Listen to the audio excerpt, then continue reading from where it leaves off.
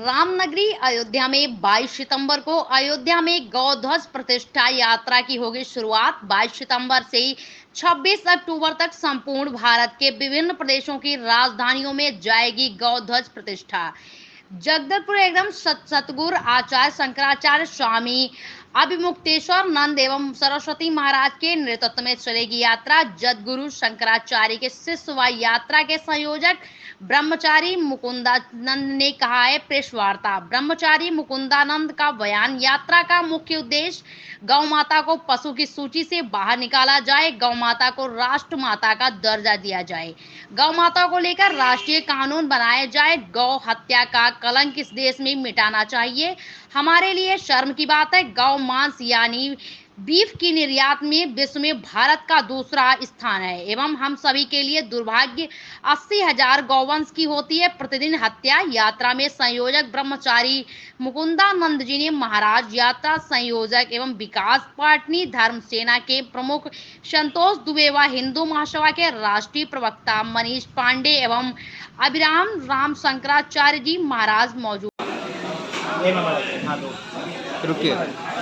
भारत देश की सौभाग्य से आगामी 22 सितंबर से लेकर के 26 अक्टूबर तक ज्योतिष पीठ के जगद्गुरु शंकराचार्य हमारे पास सरस्वती जी महाराज गौ ध्वज प्रतिष्ठा भारत यात्रा करने वाले हैं, जिसमें वो देश हर प्रदेश की राजधानी में जाएंगे और जाकर के गौ ध्वज की प्रतिष्ठा करेंगे और गौ ध्वज की प्रतिष्ठा के साथ साथ सरकार से ये मांग करेंगे कि गौ माता के लिए एक राष्ट्रीय कानून बनाया जाए, गौ माता के पशु से हटाया जाए, केंद्रीय कानून बना करके माता के स्थान पर रखा जाए, गौ हत्या का कलंक इस देश से मिटे, क्योंकि ये देश मर्यादा पुरुषोत्तम भगवान श्री राम और भगवान श्री कृष्ण का देश है।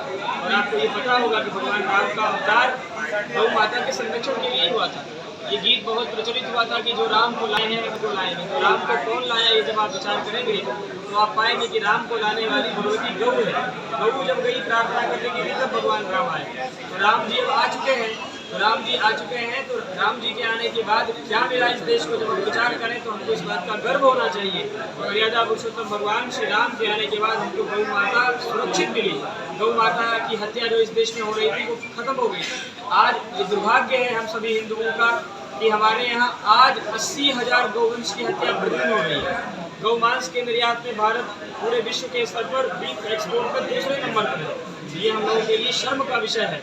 हम चाहते हैं कि जिस देश में भगवान स्वयं गौपालक के रूप में, गोपाल के रूप में अवतार धारण करके अपने आप को गौरवान्वित समझते हैं, ऐसे भारत भूमि में पूरी तरह से गौ हत्या का कलंक मिटना चाहिए। पूज्य शंकराचार्य जी महाराज हर प्रदेश की राजधानी में जाएंगे और इस कार्य के लिए उन्होंने परम पवित्र अयोध्या की पावन भूमि को चुना, क्योंकि भगवान श्री रामचंद्र चाहे रघुवंश, आप इसको पढ़ लेंगे इतिहास को तो आप पाएंगे कि गौ की कृपा से ही भगवान का ये वंश आगे बढ़ा।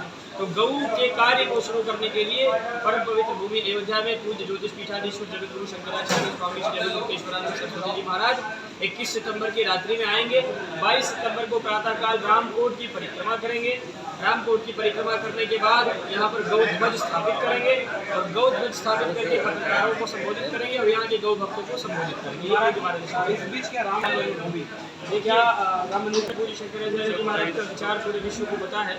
महाराज श्री का ये स्पष्ट विचार है कि जब राम मंदिर बन जाएगा शिखर, उसके बाद ही वो दर्शन करेंगे। इसलिए मंदिर दर्शन का तो कोई भी प्रकरण नहीं है, लेकिन राम जी की जन्मभूमि में आकर के वो उस क्षेत्र की परिक्रमा करेंगे, वहाँ की मिट्टी को अपने मस्तक पर लगाएंगे। और आज प्रातः जब हम लोगों ने इस बात अयोध्या जी में शुरू की तो सबसे पहले हम लोग भगवती सरयू के दर्शन करने के लिए गए। हमने उनको प्रणाम किया, फिर हम लोग हनुमान जी के पास गए। हनुमान जी के पास इतनी शक्ति थी कि उनकी शक्ति का वर्णन उनको कुछ पता नहीं था। जब समुद्र पार करना था तब उनको याद दिलाया गया कि आप अपनी शक्ति को पहचानिए। तो जैसे ही उनको याद दिलाया वैसे ही विस्तार स्वरूप हुआ, समुद्र का उल्लंघन किया उन्होंने और भगवती सीता को छुड़ा लिया। तो हनुमान जी महाराज की कृपा से हम ये समझते हैं निश्चित रूप से कि हनुमान जी महाराज की शक्ति का स्मरण हम लोग कर रहे हैं। हनुमान जी महाराज के चरणों में आज प्रार्थना इन लोगों ने प्रणाम करके प्रार्थना की।